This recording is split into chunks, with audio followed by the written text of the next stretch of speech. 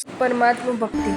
કલિકુંડમાં પ્રચંડ પુણ્યાનુબંધી પુણ્યોદય સદ્ગુરુઓની મહાન પરંપરા મળવા બદલ દિવ્ય વલ્લભ વિજયજી મહાસાહેબનો આનંદનો કોઈ પાર નથી. આજના રવિ પુષ્ય નક્ષત્રના શુભ દિવસે સુવિચાર ગચ્છાધિપતિ સિદ્ધાંત દિવાકર નિષ્ઠિક બ્રહ્મચારી પરમ પૂજ્ય આચાર્ય ભગવાન જરગોશ્રીશ્વરજી મહારાજના અનેક ગુણોમાંથી વિશિષ્ટ 36 ગુણો પર પૂજ્યશ્રીના વિવિધ પ્રસંગો તે ગુણો પર પૂજ્યશ્રીની ચિંતન ધારાને શબ્દ દે આપવાનો નમ્ર પ્રયાસ કરી રહ્યા છે.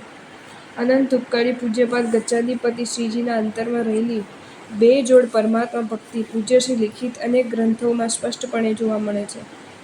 પૂજ્યશ્રી વહેલી સવારે શ્રમણ વૃંદ સાથે પરમાત્માના જિનાલયમાં પ્રભુ ભક્તિમાં લીન હોય તે દેવ દુર્લભ દર્શન નિહાળવાનો અદ્ભુત અવસર ભાગ્યશાળીને જ સાંપડે. શ્રી અડિયન પરમાત્માની સન્મુખ બે હાથ જોડીને પરમાત્માના ધ્યાનમાં એકાગ્રતા પ્રતાપે કદાચ પૂજ્યશ્રીએ ઉગ્ર પુણ્યનો બંધ કર્યો છે. આ ઉગ્ર પુણ્ય તુર્ત ઉદયમાં આવીને અનેક ચમત્કારોની હારમાળાનું સર્જન કર્યું છે. શ્રમણોના વિરાટ સમુદાયનું સુચારુ સંચાલન શ્રી અડિયન પરમાત્માના પ્રભાવે બંધાવેલ પ્રચંડ પુણ્ય વિના શક્ય જ નથી. 9મા વર્ષે ઘરેથી 50 રૂપિયા લઈને જવાહર પૂજ્યશ્રીનું સંસારી નામ વાળકેશ્વર અગાશી ઠાણા વગેરે સ્થળે પ્રભુ દર્શન કરવા ગયો હતો. બચપનથી પ્રભુ દર્શનના સંસ્કારે પૂજ્યશ્રીની અવ્વલ કોટીની પાત્રતા ઘડી. પૂજ્યશ્રીના બંધ આંખવાળા ફોટા ઘણા પ્રગટ થયેલા છે. જાહેર પ્રસંગોમાં પ્રભુ ભક્તિના અવસરે તેઓશ્રી આંખો બંધ રાખી અંતરમાં ડૂબકી લગાવીને પરમાત્મા સાથે અભેદ્ય ધ્યાન સાધવાનો પ્રયત્ન શરૂ કરી દેતા. પૂજ્યશ્રી નૈવેદ્ય ફળની તેટલી જ રકમ દેવદ્રવ્યમાં નાખવી એ અયોગ્ય પદ્ધતિ છે. દેવદ્રવ્યની વૃદ્ધિ અનુચિત રીતે ન કરવી એ પણ શ્રાવકનું કર્તવ્ય છે. આ રીતે ફળ વગેરેની રકમ ભંડારામાં નાખવાની ફરજ પડે તો સામાન્ય સ્થિતિવાળાને ઉત્કૃષ્ટ ફળ વગેરે ચડાવવાનું મન નહીં થાય. આથી પરમાત્મા ભક્તિ ઉપર કાપ મુકાય તો પછી શાંતિ સ્નાત્ર વગેરે પૂજનના ફળો વગેરેની રકમ પણ ભંડારમાં નાખવી પડશે. આમ વિચારતા બધી જ પ્રભુ ભક્તિ અર્થ કેન્દ્રિત બની જાય છે, જે અયોગ્ય બાબત છે. પૂજ્યશ્રી કહે છે, શ્રી અડિયન ભગવાન પાસે સામાન્ય પરિસ્થિતિમાં ભૌતિક સામગ્રી ન મંગાય, પરંતુ બીજા દેવો પાસે ભીખ માંગતા ફરવું એના કરતાં ભગવાન પાસે જ માંગવું વધુ સારું છે. શાસ્ત્રમાં આ બાબતને વચન શુદ્ધિ કહી છે. ભગવાન પાસે ના માંગવું એના દાસ પાસે માંગવું એ ભયંકર ગુનો છે. બીજા દેવો પાસે માંગવું એ બોલવું જેમ ઉચ્ચસૂત્ર વચન છે, એમ ભગવાન પાસે ન જ માંગવું એ કહેવું પણ ઉચ્ચસૂત્ર વચન છે. અડિયન પાસે કશું મંગાય જ નહીં અને અડિયંત વિતરાગ હોવાથી કશું આપે નહીં. આવી મિથ્યા એકાંત માન્યતાથી ભ્રમિત થયેલા જીવો દેવ દેવી તરફ ખેંચાય છે. પૂજ્યશ્રી કહે છે, સ્વદ્રવ્યથી પૂજા કરવી સારી છે. સંઘદ્રવ્યથી પૂજા કરવામાં લાભની ટકાવારીમાં ફરક પડી જાય, પણ સંઘદ્રવ્યથી પૂજા કરવામાં નુકસાન થાય એ વિચારવું અનુચિત છે.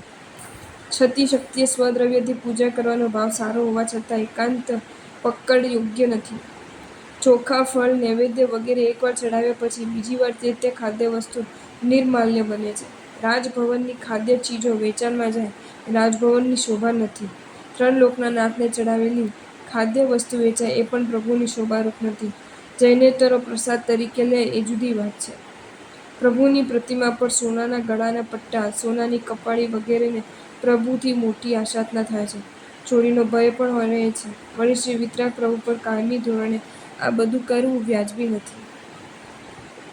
ટ્રસ્ટીઓએ દેવદ્રવ્યની રકમ પોતાના દેરાસર માટે પૂજા રક્ષણાદિ કાર્યો માટે જરૂર પૂરતી રાખીને બીજી રકમ યથાશીઘ્ર અન્ય જરૂરતીવાળા સંઘોના દેરાસર માટે આપી દેવી. બેંકના પટાવાળા જેટલો પગાર પૂજારીને મળે ખરો? પૂજારીને જરૂરતથી વધુ મદદ કરવી જોઈએ. 50 વર્ષ પૂર્વે શ્રી શત્રુંજય ગિરિરાજ પર ભંડારો ન હતો. બારોટો બધું લઈ જતા, તેથી અવસરે પોતાના પ્રાણો આપીને પણ તીર્થ રક્ષા કરતા. પૂજારીના કુટુંબ વગેરેની બીમારી વગેરેની ચિંતા એને માથે ન રહેવી જોઈએ. જિનાલયમાં સારામાં સારો ધૂપ વપરાય કે જેનો ધુમાડો પણ ગૂંગલામણ કરાવે તેવો ધૂપ વપરાય. સ્પેશિયલ ઓર્ડર આપીને પણ ઊંચી ક્વોલિટીનો ધૂપ બનાવી શકાય. સુખડ પણ લાકડા ચાપ શા માટે વાપરવું? 3 ભુવનના નાયકની ભક્તિમાં સારામાં સારી ઉત્તમ વસ્તુ જ વપરાવવી.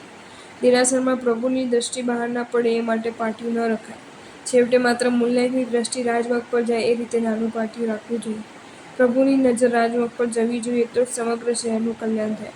પ્રભુની નજર પડવા માત્રથી દ્રવ્યો દેવદ્રવ્ય ન બની જાય તો પછી રથયાત્રામાં ખુલ્લા પ્રભુજી પણ લઈ નહીં જવાય. પૂજ્ય શ્રી ભગવાનની કાજુ બદામ વગેરેથી આંગી ન થાય. ભગવાન રમકડું નથી. જે ઉત્તમ પુરુષો ન પહેરે તે વસ્તુ પ્રભુની આંગીમાં શી રીતે વપરાય? ભગવાનને જીવંત ત્રણ લોકના ચક્રવર્તી સમજી વિચારવીને જોઈએ. આંગી જાતે કરવાથી પ્રભુ સાથે મમતાની વૃદ્ધિ થાય. પ્રભુ પાર્શ્વનાથની ફણા ભગવાનના અંગરૂપ છે. શાસ્ત્રમાં અંગે અક્ષરો છે. પૂજાની આંગળીથી ફણાની પૂજા કરી શકાય.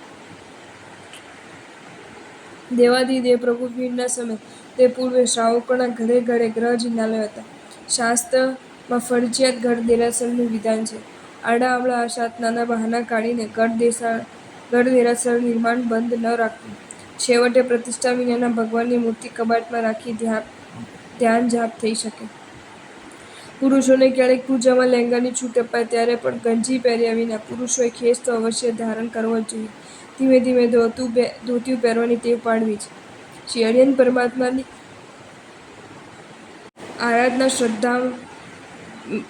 આરાધનામાં શ્રદ્ધા રાખવી. ચિત્ત ચોંટાડવું. દેવ દેવીઓની આરાધના જાપમાં ન પડવું સિવાય કે સદ્ગુરુના આદેશથી કોક જાપ કરતો હોય. પરમાત્માની સામૂહિક પ્રાર્થના અદૃશ્ય તત્વને આકર્ષીને જાગ્રત કરે છે. પ્રવચનોમાં પણ ગંભીર નાદથી 15 મીટર ધૂન પ્રાર્થના થઈ શકે. દેવગુરુના આપણા આત્મામાં ખરેખર પ્રભાવ આવ્યો ત્યારે કહેવાય કે જ્યારે વિરોધી એવો દોષો પાપો છૂટે. ધૂપ પૂજા જગન્યથી 3 હાથ દૂરથી કરવી. જીવંત વ્યક્તિના નાક પાસેથી સુગંધી ધુમાડો પણ ત્રાસરૂપ થાય. હૃદયમાં ઉત્પન્ન થતી પાપ લાગણીઓને તીવ્ર ન બનાવનાર પરમાત્માનું નામ સ્મરણ છે. ભગવાનના સ્મરણથી સુખ આવે. સુખ છોડવાની શક્તિ પણ આવે. ભાવ વૃદ્ધિ અને સ્થિરતા માટે જીન પૂજા કર્યા બાદ ગુજરાતી કે સંસ્કૃત, ગદ્ય કે પદ્ય 108 શ્લોક પ્રમાણે પ્રભુ સ્તવના કરવી. દેરાસરમાં કાચા પપૈયા, કાચી કેરી વગેરે કાચા ફળો મૂકવા વિધિયુક્ત નથી. શાસ્ત્રમાં ત્રિકાળ પૂજાનું વિધાન છે. છેવટે ત્રિકાળ દર્શન તો થઈ શકે ને! પ્રતિમા, જીન આજ્ઞા અને જીવંત સંત આ 3 પરમાત્માના સ્વરૂપ છે. દેવો આપણી સાથે રહે છે. દેરાસરમાં સેંકડો દેવો હોય છે. પરમાત્મા શરણથી અને સ્મરણથી આત્મામાં અપૂર્વ સહનશક્તિ પ્રગટે છે. સંઘે પણ પ્રભાવશાળી પ્રક્ષાલ પૂજા માટે પૂરતો સમૂહ રાખવો જોઈએ. ગઢ દેરાસરવાળાને સંઘના દેરાસરે પૂજા કરવી ફરજિયાત છે. પ્રભુ દર્શન એ સંકીર્તનનું પ્રધાન અંગ હોવાથી વિવિધ દેરાસરોના દર્શનનો ખાસ રસ કેળવવો. જૈન મંદિરમાં નગ્ન શિલ્પ તદ્દન અનુચિત છે. ચૈત્યવંદન બાદ જમીન પર મસ્તક ઢાળીને પોતાના દોષ નાશ માટે પ્રભુજીને કાકલુધી ભરી પ્રાર્થના દરરોજ અવશ્ય કરવી. દેરાસરમાં સકલ સંગ વતી વધારાના 3 ખમાસના દરરોજ આપવા. ગળપણ કે બીમારી વગેરેમાં જાપમાં મન પરોવવા વિશેષ પ્રયત્ન કરવો. વારંવાર જાપ દ્વારા મનને પ્રભુ નામથી વાસિત કરવું. પૂજ્ય ઉપાધ્યાય યશોવિજયસિંહ, પૂજ્ય આનંદગંજી, પૂજ્ય દેવચંદ્રજીના 24 ભગવાનોના સ્તવનોના અર્થ અને રહસ્યોનો અભ્યાસ કરવો. દેવગુરુ સંઘના આશીષથી આરાધના તપના અંતરાય તૂટે, ઉલ્લાસ વૃદ્ધિ થાય. ધર્મનો પાયો દેવગુરુ પ્રત્યે સમર્પણ ભાવ. આ ગુણ વિનાનો કોઈ મોક્ષ જઈ ન શકે. સંસારમાં પણ સુખી ન થાય. ભગવાન ગર્ભમાં હોય ત્યારે ભગવાનની માતાના સ્પર્શથી પણ બીજાના રોગ દૂર થાય. લોખંડ હલકી ધાતુ તરીકે દેરાસરમાં ન વપરાય તો પૂજારી ગુરખા વગેરે હલકી જાતિની શી રીતે ચાલી શકે? બધી આરાધનાનું પાવરહાઉસ પરમાત્મભક્તિ છે. પૂજાના કપડાં રોજ પાણીથી, પાણીના પાપ કરતાં પૂજા પ્રત્યેના આદરભાવનું પુણ્ય વધે છે. તે જિનાલયના મૂળનાયકને ક્રમશઃ યાદ કરી માનસિક ચૈત્ય પરિપાટી કરવી. અનાદિ કાળના પાપ વાસનાઓને તોડવા માટે તપ, જપ અને ભગવાનની ભક્તિ કરવી જોઈએ. દેવગુરુની આદરભાવે ઉપાસના કરવાથી કર્મ લઘુતા થાય. કર્મ લઘુતાથી જ્ઞાન ક્રિયાનો સુમેળ જામે. જ્ઞાન ક્રિયાથી આત્માની નિર્મળતા થાય. આત્મ નિર્મળતાથી જીવનો મોક્ષ થાય. જો તમને આ વિડીયો ગમ્યો હોય તો આ વિડીયોને લાઇક કરો અને શેર કરો અને આવા જ નવા વિડીયો જોવા માટે જૈન ફેક્ટ્સ એન્ડ સ્ટોરીઝની ચેનલને સબસ્ક્રાઇબ કરો. ધન્યવાદ.